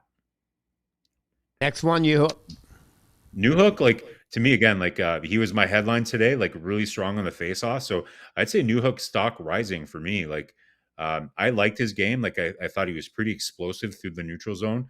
A couple of really good carry into the zone. Again, I'm not sold on the chemistry between him, Newhook, and Budzik, and Roy. I just didn't see too much chemistry there. But again, it's preseason, it's very early, so way too early to kind of conclude anything. But for me, stock up for Newhook, like as his training with Bergeron in the summer. We'll see if he can keep this up. But if he can get those faceoffs closer to 50%, for me, Newhook stock is rising. Good point about that. Next one, Noah Dobson. I'm going to say it's flat. Again, like everybody is excited to see like how, and I think we're all confident that he's going to be an important piece, but I don't think, like, to me, like his stock is pretty much as high as it's going to get, right? Like he's going to be the number one pairing defenseman for Montreal Canadiens. So to me, his stock value is at its peak. I don't think it's going to go higher unless you're looking at it. Could it go higher where he eventually gets considered for a spot on Team Canada? Maybe that's one way that you can look at it. But in terms of like his positioning in the Montreal Canadiens, I think it's flat. He's still there. He hasn't done anything that would, and it's too early to think that it's going to, one so-so game is going to change anything. So I would say that flat for Dobson. Welcome back, Roy. Thanks to be with our Canadian show. Anderson, Xhekaj. I put this both together, so I think it'll be a bit easy. We have maybe the last one. Yeah, like I think for me, flat. Like I think Anderson looked really good. Like you could see, this is probably the first time he was playing not injured for a long time, but you could see he was moving really well in that first game. Gallagher, looked pretty much like himself. Like I'd say it's pretty flat. I'm still questioning, Coach, whether it's the best. I get the value of having an all veteran line with Evans, Anderson, and Gallagher, but this has been floated around there. I know we're a little concerned about Anderson's IQ playing with Demidov and Doc, but man, I could still see the physicality of Anderson being really helpful with that kind of line. So I don't know. We'll see. But I'd say it's pretty flat. Like we've only seen one preseason game from them. I'd say it's flat. I don't think it's going down. But honestly, I like that exercise. The people is all over it, so it's good. Yeah, next one, good. Patrick Laine and Evan Demidov. Yeah. So listen, like if you ask me about Demidov after the rookie camp, like there's no question Demidov's stock is still rising as an overall picture, right? But again, like his first preseason game, like I mentioned, like he was looked a little bit frustrated. But I'd still say like it's rising. Demidov stock is rising. And Laine, I still think it's rising. Like I think overall, his kind of like performance so far in the camp, his attitude, training all summer with the team, being in Montreal, like I still think his stock is rising, but time will really tell for this one, right? Like when we get into regular season, again, I liked most of his first game. I saw a little bit, some of those bad habits with offensive zone turnovers start to creep up later in the game. But overall, I'd say they're both still rising. 80 said, my nerves are rising with Laine. Listen, it's always going to be a love-hate. It's always going to be a love-hate with Laine for some people. But guys, like, he's pretty been irreproachable in terms of how he's prepared for the season, right? Like he's really dedicated himself to getting ready for this season. I think everybody has to admit that. And, I think it's hard not to root for a guy that's worked this hard to try to get ready for the season. So I'm wishing nothing but the best here. I think he had a good start to the first part of the game. I think he was skating hard. He's moving around a little bit better. So I don't know, Coach, like, did you like Laine's first game? Flat. Really? Yeah. For me, great first period. I really like the way I think he have a breakaway or something like that, right? Yeah. And then after that, you see the Laine we see. Like flat foot, don't move enough. Turnover, I think he create 1 or 2 turnover. But I was expect more of that chemistry all summer we heard with Demidov, everything like that. But and of course they have and I cannot blame him honestly because he's only what I mean but the power play 2 times 5 assists 3 did not capitalize on that what I mean like I don't blame him at all but that you have to bury one goal that you have about 137 Yeah, second and then you have like another 38 second I don't know but you have over 2 minutes Marco five two assists five on three threes, two 5-on-3s. Like that's crazy. yeah, yeah. So, Luke Lafortune, welcome in the house, by the way. Danny is in the house, moderator Danny. Hey. Um, and this is who he is, Liney, right? You have to really, that's is going to be like there, up and down, and we heard the best. That said, guys, and I'm going to bring you back here, Marco, because we finished with that segment.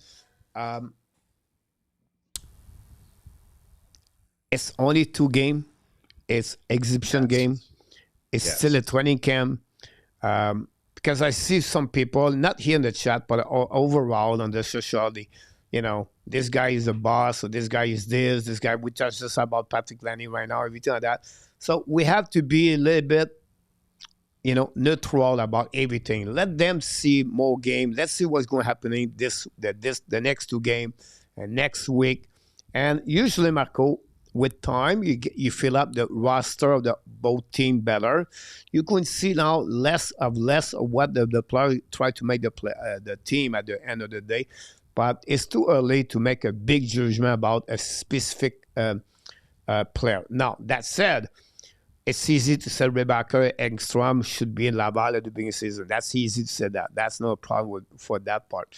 But overall, we have to wait a little bit longer to see what both of them. So it's fun exercise. I think I prefer to do that, Marco, at evaluate a player like this guy did bad or whatever it is. It's more like it go very well with the training camp for me, a rising or falling, in my opinion.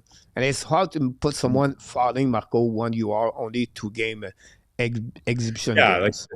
like this again, like so it's training camp for us too, coach, right? Like this is a new show. We're trying out some new concepts. So thanks for your patience, guys. Maybe you're a little bit all over the place with this first segment, but like we're kind of developing this new segment. But again, the core idea with this one is like that's why we call it the blueprint, right? Like we know that this year is so important in the stage of the rebuild for Montreal, where they're, like I said, they're rebuilding the roster. They are reconstructing the roster, making very critical decisions of who's going to be part of this, who's going to really, really come along for the ride as we become a contender, right? That's a really, really important step in the overall kind of process here, right? So the point of this particular segment is different players we're going to be watching to see, are they part of the future here? Like, are they really going to be around? Is their stock rising? Are they really going to be part of the solution as Montreal becomes hopefully what we hope is going to be a perennial contender for the Stanley Cup, right? So I think it'll be a fun segment, coach. Please give us feedback if you're watching this on playback. Leave a comment, because we know we do these live and we get lots of comments during the show. But I noticed a lot of you guys watch on playback and you don't leave comments. Leave a comment if you've watched this on as a recording. Leave us in comments. What are your thoughts about kind of what we talked about tonight too? We want to welcome back Cat and Rats, Mr. Kirby, back in the house. Welcome back, my friend. Hopefully you're doing well. Glad to see you. Thanks again for last week. I appreciate that. And Danny saved the Matarin Buffet bankruptcy with his appearance every day at the restaurants. We have a good question from Good Point Royal, by the way, GF and PW. We have a question from Kev. About the Boston Bruins, are the Montreal going to beat the record of 11 players with 20 goals, I believe? Is it possible? Yeah, I can't remember the exact number, but I think Montreal will be pretty hard pressed. Like, I think Montreal is going to have good depth, but I'm not sure having 10 to 11, 20 goal scorers. I think if I just look back at my projections here real quick here, coach, I think I have, let's see, I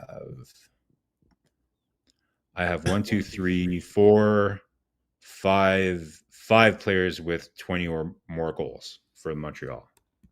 So I don't think we're getting there.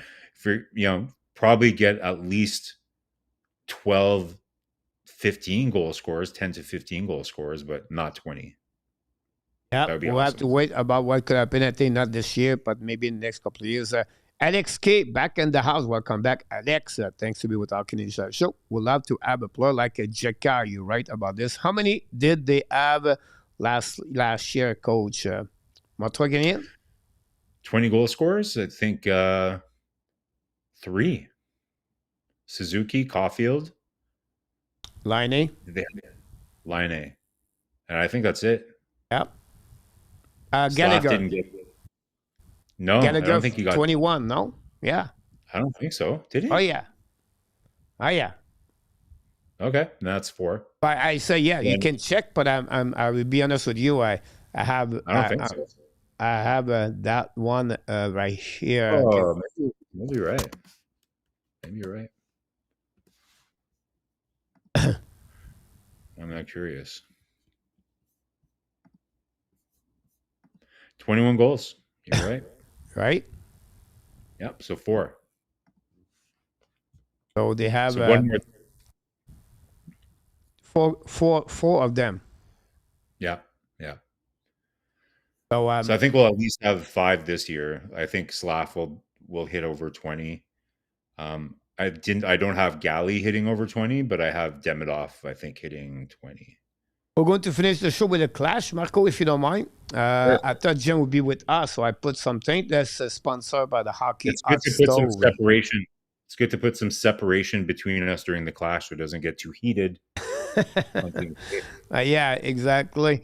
Thanks again for everybody to click on the like. I suggest you guys, you can follow all the Cat and Rats channel if you don't mind. It's under great because Jim was supposed to be between us, Marco.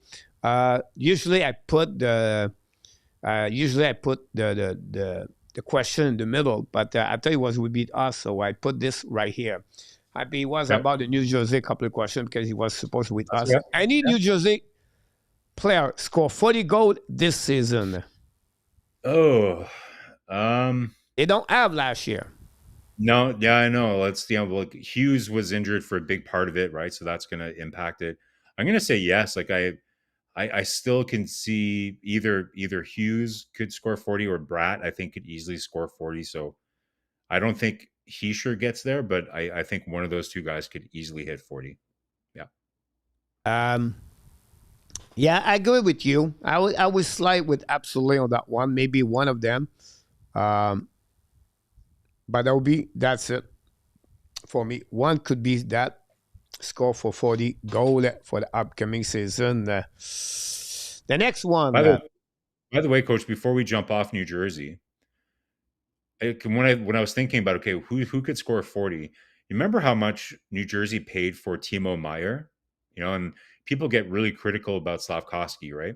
Do you think Timo Meier has been a disappointment in New Jersey so far? Yes. I thought he was going to have a much bigger impact. They needed that guy to really make a difference because they have kind of a smallish, skillsy team. They need him to be a much bigger difference maker, I think, for the Devils. I'll give you an example, guys. The San Jose Sharks, he has 76 points with San Jose. When he got traded, he scored 40 goals that year, Marco, with 66 points, 31 with San Jose. And then after that, he came with New Jersey. He became an average of 27 goals with 2 seasons with them with 53 points. $8.5 million. So he never recovered the number of points. He did 66 points, guys, with the San Jose at 22 years old. So sometimes, guys, up, down, up, down, up, down. That's a good example about that. For $8.5 million, guy, at 27 goals, this, a little bit low for me. This is a guy should get, Marco, at least 60 points, 65 points per year. Honestly, he's a 6'1". Now, one thing he increasing, or he did very well at New Jersey, is the number they hit, 141 hit last season for him. But you're right. Good point about that.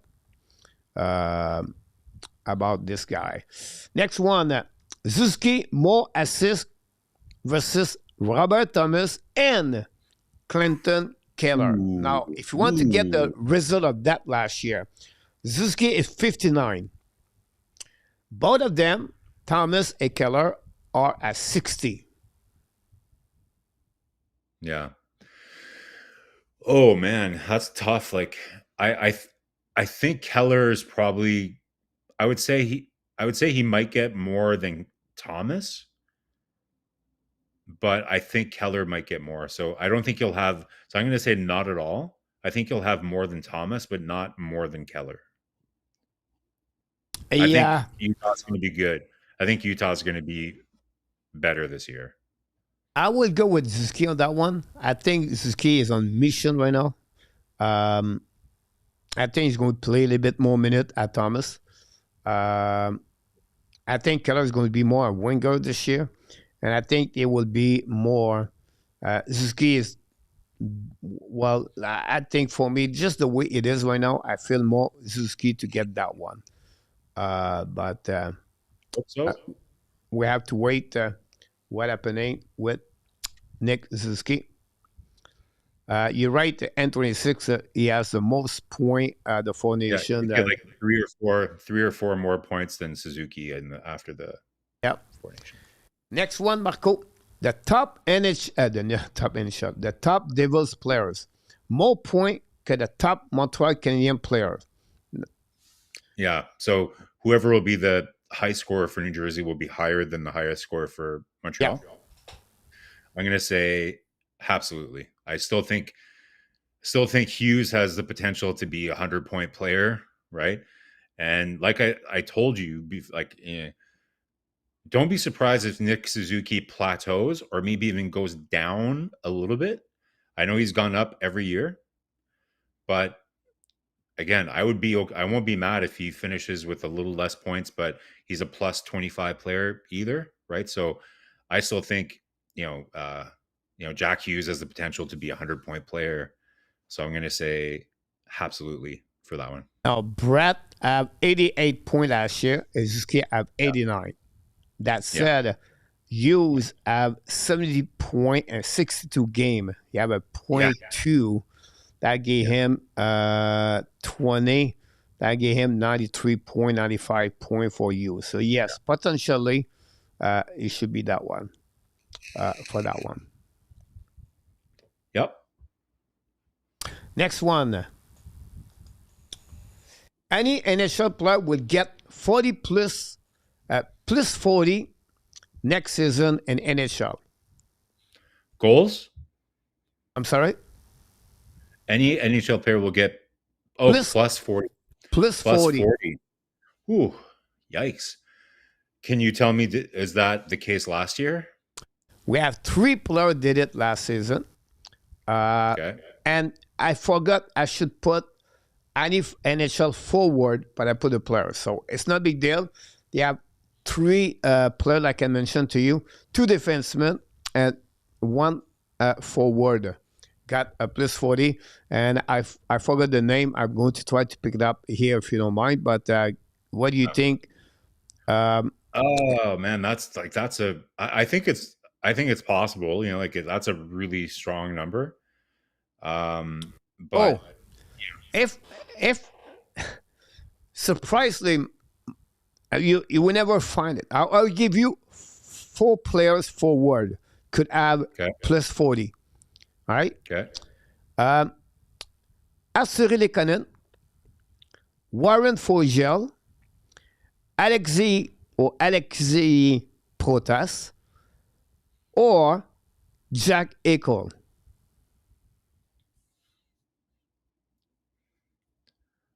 Huh. Like, to me, the one that seems like it shouldn't be on that list is Protas. So I'm going to guess that it's Protas. Yes. It's Protas at plus 40. Lehkonen is Foegele at plus 30. 6 at plus 36. And the 2 defensemen, guys, did it last year. Rand McDonough, plus 43. And that's shocking me. Brendan McNabb, Whoa! For Wow! Vegas, plus 42 last year. Only three of all the player guys have plus 30 in NHL. And to give you an idea, guys, only 16 players in NHL are plus 30 last year.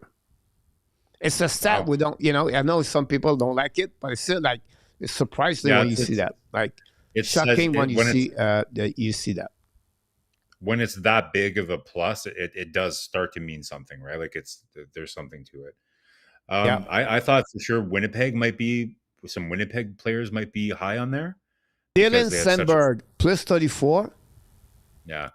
Dylan DeMelo, plus 31. There you go. You have more play for the Tampa Bay Lightning and Yeah, the Edmonton or the Vegas. yeah. Vegas. Yeah, so I think it's quite possible. Like there's just some really good, solid teams, that know how to keep the puck out of the net. Coach. So I'll say absolutely. I could see one or two players being plus 40. It's definitely doable to have that kind of differential, for sure. Bouchard got beat on Mark, that one very bad Mark, again. Mark Elliott saying that, reminding us that Doc was minus 29. So Oh, Mr. Bouchard. The last one, guys. McKinnon lead more shot on the net this year. well, Ovechkin used to be the king of that, and that's going to continue to deteriorate, right?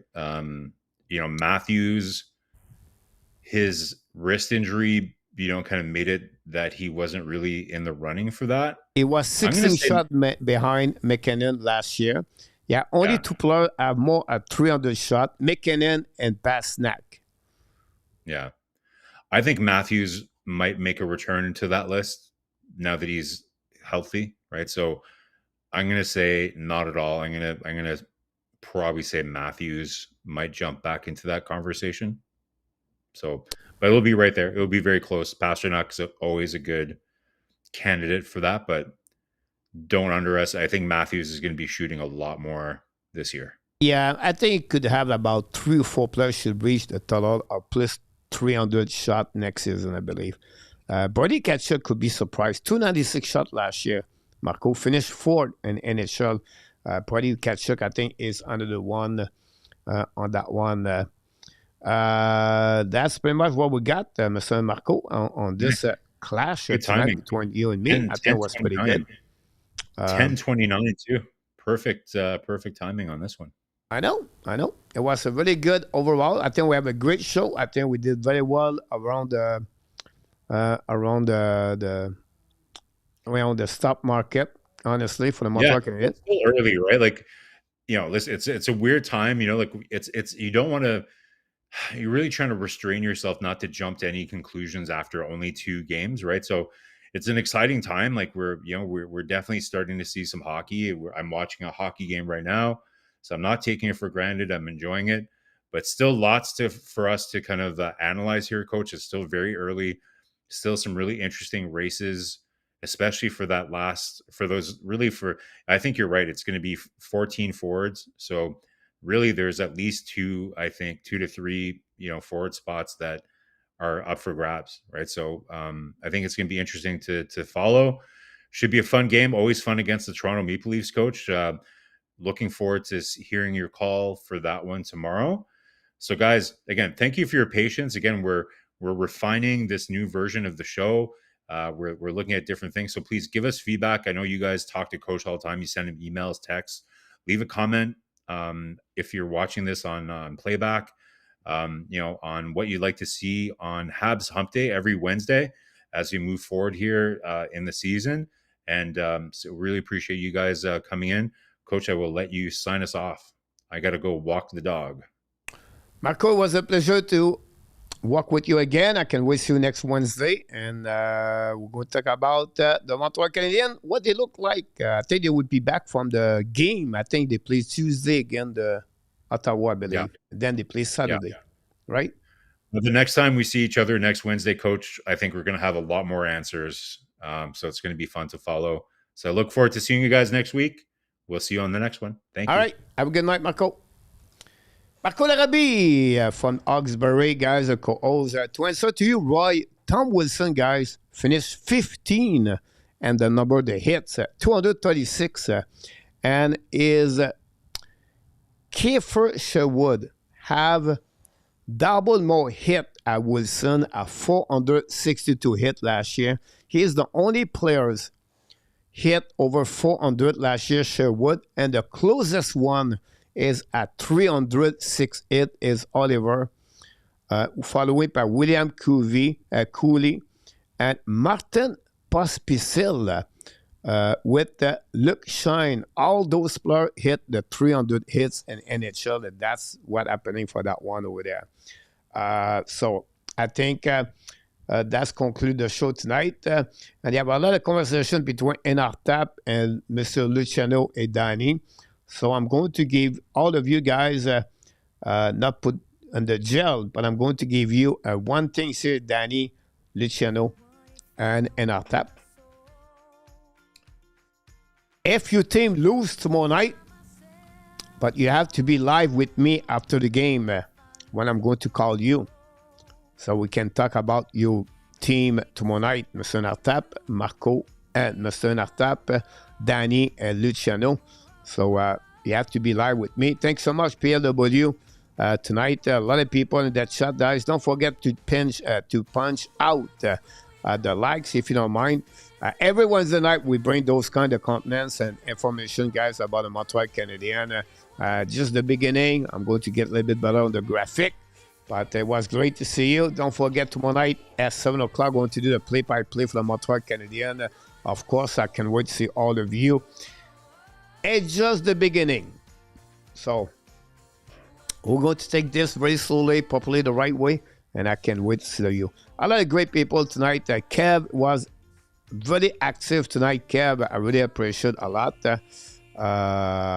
So that's happening. That Mark, welcome back, of course, with our Canadian show. That's how we got the special edition of the Hump Day show with Marko Larabi and myself. Have a great night, everybody. Enjoy the rest of your night. And don't forget, you have a game. During the season next year, guys, during the upcoming season, sometime I will finish the show at 10 o'clock. Why? I'm going to do a double header play-by-play this year. I'm going to do the first game tonight, where I'm doing a show. And that's the reason maybe I will do a show at 8 o'clock this year to 10 o'clock and pick it up game at 10 o'clock. Not sure, but maybe it will happen during the year. I will let you know. And the only reason we are great is because you are awesome. You are amazing. You are the best. And remember, you have greatness inside of you. Exactly what happening when you have moderator like Danny, Mr. Luciano, and Mr. Enartap, a run with Kings. It was a full house of moderator tonight. And then we have, of course, Xhekaj at the news and update, and the co-host, Marko Larabi. Thank you so much for all of you to be with me tonight on the greatest special edition of the Hump Day. Until the next time, my friend, be well, be healthy. Find a way not only to dominate your day, but find a way to dominate the second half of what? Someone was said 2025. Thanks so much, Royal, to be with us. Don't forget, please, to click on the like, subscribe. We are almost there. 123 sub to reach the 10,000. What do you have to do, coach? The gym, the breakfast, and then the chicken cup. That's it. That's all. The Hockey Nation, the Hab Nation, and all the animal and the jungle are telling. We want to tell you one more thing. We love you, friends. Have a good night, everybody. Enjoy the rest of your night. I will see you tomorrow night at 7 o'clock p.m. Booyah! Good night, everybody.